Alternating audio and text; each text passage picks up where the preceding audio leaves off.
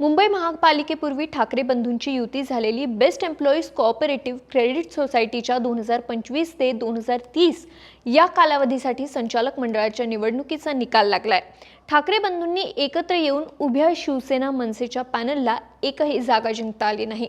महायुतीला 7 जागांवर विजय मिळवता आला, पण या निवडणुकीच्या निकालात शशांकराव यांच्या पॅनलला तब्बल 14 जागा मिळाल्या। मात्र ठाकरे बंधूंना एकही जागा का जिंकता आली नाही? यात अजून एक महत्त्वाचा मुद्दा असा आहे की निवडणुकीला अगदी 24 तास उरलेले असताना बेस्ट पतसंस्थेच्या निवडणुकीत 24 कोटी रुपयांचा भ्रष्टाचार झाल्याचा आरोप भाजप आमदार प्रसाद लाड यांनी केला। पतसंस्थेतील उमेश सारंग आणि सुहास सामंत यांच्यावर प्रसाद लाड यांनी आरोप केला। उमेश सारंग जे पतसंस्थेचे शिवसेनेचे अध्यक्ष आहेत आणि बेस्ट कामगार सेनेचे अध्यक्ष सुहास सामंत यांची देखील चौकशी झाली पाहिजे, ही माझी प्रामुख्याने मागणी असल्याचं त्यांनी म्हटलं होतं। बेस्टच्या 21 संचालकांची चौकशी व्हावी अशी मागणी देखील त्यांनी केली आहे।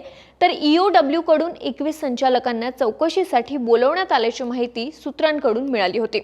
ठाकरेंना शह देण्यासाठी महायुतीने त्यांच्या मोठ्या नेत्यांना जबाबदारी दिली होती, त्यामुळे ही निवडणूक ठाकरे बंधू आणि महायुतीसाठी प्रतिष्ठेची बनली होती।